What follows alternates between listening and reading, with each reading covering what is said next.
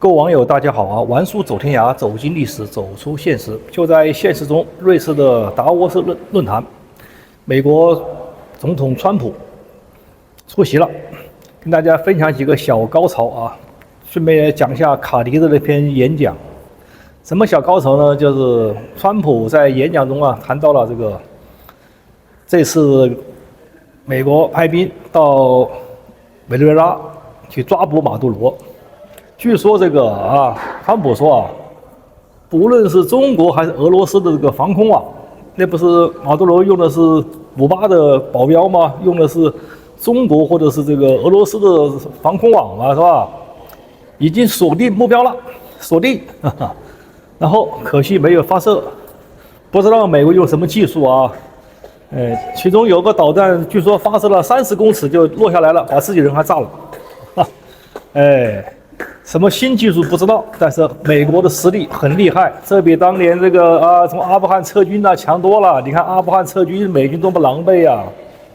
包括川普上來之後，打這個紅海的胡塞武裝啊，搞了1個把月也没搞下來，是吧？你看现在美軍越來越強大了啊。另外一個講到什麼事呢？講到了這個馬克龍啊，川普的嘲笑馬克龍啊。我覺得有點做過了點，蠻有意思的。他把馬克龍這個短信啊，就是說，在這個達沃斯期間，馬克龍說我們組織7國家領導人開個會，領導的發表些意見，有什麼事上商量一下，不要一下都拎出來，是吧？上面開大會，我們下面開小會，是吧？小會決定大事，大會決定小事兒，是吧？川普把它抖出來了。說馬克龍參不參加這個加沙和平委員會無所謂了啊，反正他可能就下來了啊。確實馬克龍也當政夠久了啊，應該被法國人民選下來了啊。法國人民再選不下來馬克龍，我覺得法國人民這個可以點到站了啊，你乾脆回家過年吧，算了，不用再混了啊。另外呢，談到格陵蘭的這個，川普又談到格陵蘭這個問題什麼呢？就在批評這個丹麥政府，你們這就說去年花2億美元是吧？整個搞下這個國防之後，據說花了不到1%的美元數，對吧？你沒有錢，沒有實力搞，那美國來搞啊！這個戰略要地非常重要啊，對不對？當年不是在2戰的時候，美國啊派了這個士兵登上了格陵蘭島，否則德國就會搶占了，对吧？川普說了嗎？又開玩笑說，如果不是美國出兵保衛了格陵蘭，打贏了2戰，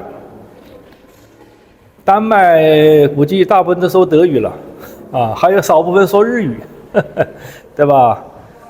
所以希望格陵蘭回頭是岸，是吧？早日簽合同，把它賣了算了，否則自己守不了。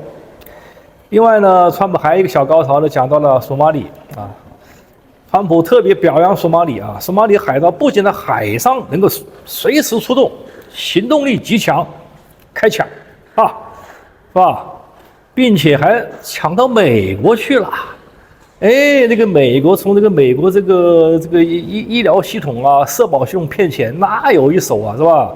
啊，做假賬啊，做假的這個醫療服務中心吶，那個厲害啊，跟這個索馬里海盜點讚啊，是不是有高人指點就不知道了。現在美國正在查啊，據說這個明尼蘇達州啊查出來190億美元，川普算了個賬，他說這樣一個州查出來將近200億，那麼全美國50個州，那估計1萬億了，就光把這個詐騙這個錢啊，每年的這個漏洞堵住。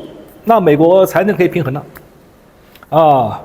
玩書這裡再跟我們美國的民主黨點讚，你們那個騙術真高啊！這個騙不管是真騙假騙，還是吧又蠢又壞的被騙，反正總而言之把美國掏空啊！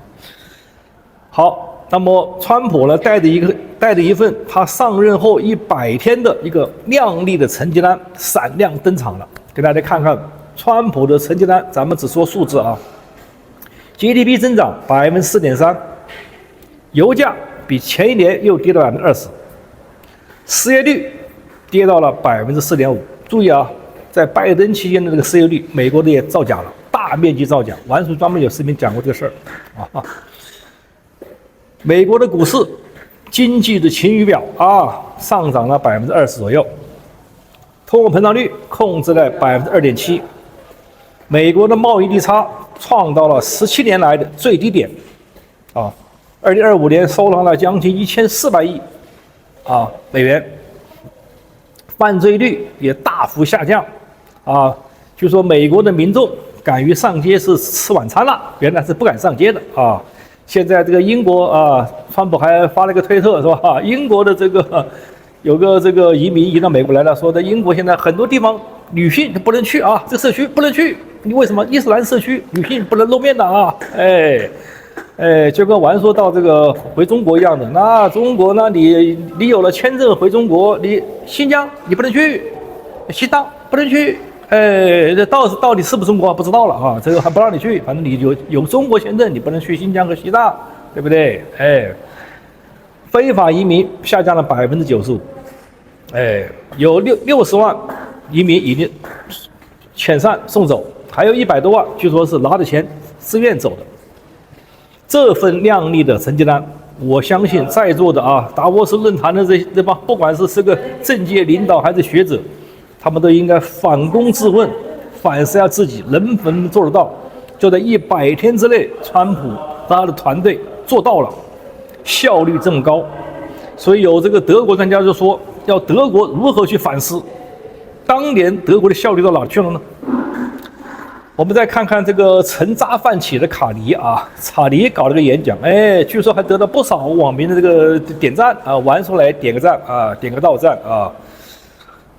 這個卡尼蠻有意思，他講了2個事兒，一個講那個店主的標牌，就講到這個當年這個捷克一個作家寫了，就是什麼呢？當年捷克不是搞這個社會主義嘛，是吧？這個商店街道商店店主門口掛個牌子。上面寫着全世界工人聯合起來，對吧？不是全球化嘛，哈哈，聯合起來，信不信呢？信不信不管他，天天掛這個牌子，似乎就信了，謊言可以讓大家相信，但是他用錯地方了。卡尼把他比作為美國的所謂的霸權主義。說咱們加拿大靠着美國的霸權，以為在美國的庇護下，他們過得有滋有味。現在美國對不起，他要孤立主義了，他自己發展了，不考慮咱們了，所以這個標牌應該扔掉了啊。那扔掉之後幹什麼呢？那你這個美國的霸權不要了是吧？美國的全球化也不要了，要什麼呢？這個我們的卡尼啊，他拎到一個東西來了，叫什麼？叫這個。又一個標牌叫什麼呢？叫做餐桌菜單啊，到底是在餐桌上一起吃飯，還是在別人把你分掉了，把你搬上餐桌，把你吃掉？為什麼說王叔說卡尼這個做法叫做退回到叢林呢？這就是講的一個叢林法則。叢林法則就強者恆強。誰拳頭大，誰說話算得數。他把川普的這種美國回歸，讓美國優先這個策略，把它又定義為叢林法則，是這樣嗎？王叔這裡提醒卡尼啊，所謂的原來的東西方陣營，他們的區別什麼呢？也就一張紙。薄薄的窗戶紙啊，民主和獨裁，是不是啊？一個是社會主義、共產主義，一個是資本主義。但是這裡面窗戶紙的為什麼很薄呢？因為從這個民主走向獨裁，也就是一步之遙，對吧？歐洲現在不是準備封禁推特嗎？打壓言論自由嗎？這個獨裁有多遠呢？大家考慮一下啊。所以你把川普的目前美國優先，把他認為是美國的霸權。美國有沒有霸權？有霸權。美元霸權有霸權，軍事的霸權有，但是美國的霸權是在民主法治之下的霸權，難道不是嗎？靠實力說話的，他還有遵守這個美國的憲法，還遵守國際法。俄羅斯遵守嗎？中國遵守嗎？你反躬自問一下。所以卡尼的這個發言，他模糊了整個價值觀，模糊了東西方陣營的這種涇渭之分。一個是在民主法治下的個體或者國家的發展，這叫資本主義；一個是大政府，所謂的社會主義大政府，就大政府；一個是小政府，一個大政府。所以川普提出什麼？提出要鬆綁能源鬆綁，他嘲笑德國的是吧？能源那個風力發電，他表揚了中國，中國是吧？創造那麼多的風力發電機都賣給了這個歐盟，但是中國自己不用幾個，都賣給了傻子，对吧？你的能源政策，一方面给這個俄羅斯送錢買他的能源，一方面還支持烏克蘭跟俄羅斯對抗，你們到底做了什麼事兒？左右手互搏嗎？对吧？所以卡尼的這個退回了叢林法則，是在漠視忘掉了他的前提在價值觀，西方陣營在價值觀上面的立場一致，來對抗東方陣營。這是兩個價值觀的鬥爭。他把它歸結為什麼？這個誰拳頭大是吧？叢林法則去了，模糊了啊。那你要這麼做的話，那你回退，那他號稱要建立什麼这个中等強度的國家啊，就中等強。美國是強嘛，它是中等強，加大中等強啊，中等強我們也搞一個聯盟是吧？我們要自謀生路，自己找出路，可以，當然可以了。你發展經濟、發展科技，你可以自謀生路，但是在價值觀這一塊。難道你也想自謀生路，回到叢林法則嗎？卡尼同志啊，你那樣就離獨裁不遠了。王叔說了，所謂的獨裁和民主，就是有沒有法律的框架，是吧？西方有這個憲政，有民主，有選票，有新聞自由。獨裁國家、威權國家有嗎？你看俄羅斯，對吧？他好歹也有個議會，但是他就一個強人政治。對吧？死活不下來。你卡尼蠻想學是嗎？自由黨已經統治加拿大10年了是嗎？所以希望你反思，好不好？你這叫沉渣泛起啊，不是新玩意。那套威權東西，那套社會主義東西，那不是新玩意，好不好？我也希望大家在座的這個看玩書網友的這個視頻啊，如果你們腦子裡面還有這種東西，就是大政府，什麼靠政府，那就是社會主義。一切靠政府，一切能源控制住，各種經濟活動控制住，大政府嘛，我要控制，收稅要高，你這樣就扼殺了個體的活力，扼殺了企業的活力，就跟加拿大一樣，美國你越來越落後，所以美國老大哥怎麼走，你就有樣學樣，我建議這麼做比較好，否則你會越拉越遠，不管你跟東方合作還跟誰合作都沒有用。好，這是王叔觀點啊。所以這一次的這個川普講話呢，我認為就代表了什麼呢？就代表着曾經的全球化已退潮，以克林頓、奧巴馬、拜登搞的所謂的全球化，所謂全球化也就是資本主義、社會主義化退潮，資本主義繼續漲潮，對吧？所謂的全球化就是曾經的浪潮，也就是虛幻的馬克思 2.0 版本，它造成了俄國式歐洲和北美一個次化，一個叫綠化。所謂的次化就是產業空心化，他們以為搞全球化之後把低端產業鏈放到了這個中國印度這些地方去，是吧？然後這是美國這個西方發達國家做高端，有那麼簡單嗎？你轉移的同時，人家也學會了中高，從低端到中端，再向高端伸手。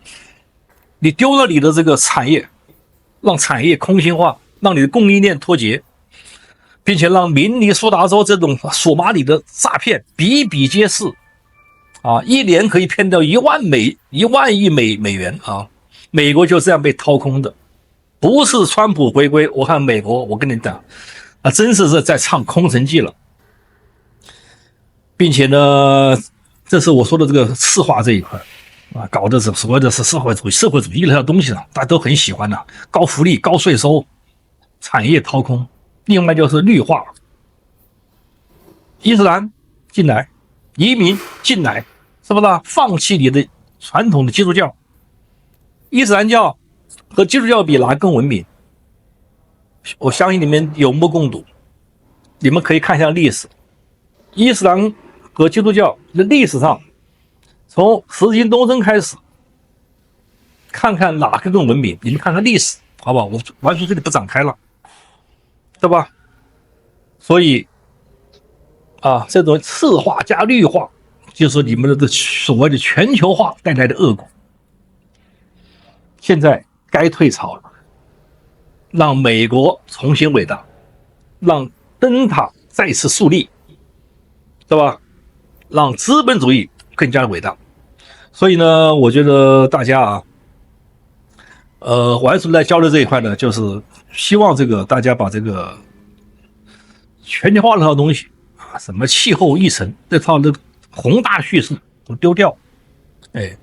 另外呢，關於格陵蘭呢，川普呢又說了一些溫情脈脈的話啊，我覺得應該有效果啊。這川普的交易藝術了。川普這個母親是蘇格蘭人，是吧？啊，純正的。父親是德國人，對吧？他也希望歐洲不要變成他不想看到的歐洲，已經不認識了，歐洲已經不認識了，對不對？希望在人員在監管上向美國學習鬆綁，讓美國一鬆綁，100天就創造了那麼多奇蹟，產業正在回歸，美國製造正在興起，對嗎？所以呢，我也希望這個川普的這發言呢，當然這次發言還是有阻力的，那台下也有些那個白左白風啊，他們還是唱反調的，或者不願意看的，川普也直接點出來了啊，蠻有意思。但是呢，為什麼我還是要評價一下呢？就是川普經常做了個事兒，什麼事兒就叫頓悟，讓大家頓悟，通過這種交叉對比、強烈的反差，告訴你情況不一樣。但是很多人他因為全球化這個過程也搞了好多年了，是不是？這個很多人中毒很深。有些人見悟了就慢了，川普這個沒辦法，這個矯枉必須過正了。那美國抓緊推行了，在美國現在還有很多阻力的，那些左風還在上街遊行呢，對不對？所以見悟和頓悟，就是川普他更多的希望用頓悟的方式講笑話，講落差，讓你有感觸，你感觸不了，沒辦法。就像馬克龍。你死活不承認，是吧？那沒辦法，要刺激他，這是我理解啊。當然，川普做的呢，就看起來有點過分說話，但是我認為他的心是好的，他希望大家能夠頓悟這一塊。你像這個彭斯講話，當年也在歐盟講話嘛，也是一樣是言辭懇切啊，說話也是比較狠，讓你能夠頓悟。你頓悟不了，那就麻煩了。好，玩出扯半天啊，想要玩出自己的頓悟啊。我們了解國際大事，這個年齡也就通過他看的這個潮起潮落啊，這個很有意思啊，哇，這個全球化浪潮的退潮啊，資本主義浪潮又在興起，這個大浪之間呢，这很有意思啊。這個然後呢，大浪淘沙嘛，是吧？我還說呢，相信川普。相信美國，相信民主燈塔不倒，那我就投資美國。那麼最近股市也是大幅波動，你看華爾街也是大幅波動啊。那麼玩叔的這個資產也是大幅波動，是吧？這個小心臟也不一定受得了。但是呢，就在這中間，我們找到樂趣，我們的眼光對了，未來會有很好的收益啊。川普說了嘛，美國股市還要翻倍啊。對吧？但是一旦看錯，玩叔看錯，我的資產也會大幅縮水，搞不好養老金都不保。所以也是很刺激的，每天看這個國際大事看這東西陣營正反兩個陣營的搏鬥蠻有意思。同時呢，買股票，買美國的股票也相當於我们下注，对吧？你光看你不下注也不過癮了，一下注了，人就參與進去了，就很過癮。看着這個東西方的這個兩方的生死搏鬥看起來在有生之年能看到這一點，還是蠻過癮的所以王叔會繼續分享我對這個達沃斯乃至東西方陣營的這個生死比拼、生死博弈會一直關注。以上講的不對之處，請大家和王叔互動打在屏幕下方，謝謝大家。